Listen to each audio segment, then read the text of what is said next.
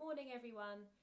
Just a quick video from me about how to make a clearer sound if you're struggling with this at home in your practice.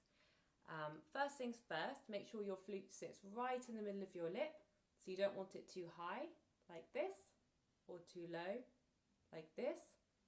So make sure it sits just underneath the little groove underneath your bottom lip.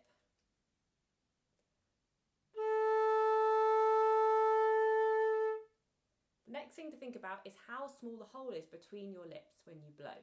You want it to be as small as possible, as then your air will be very direct and you'll make a lovely clear sound. If it's too wide, like this, you will use your air more quickly, so then you'll run out of breath and you might feel a little dizzy.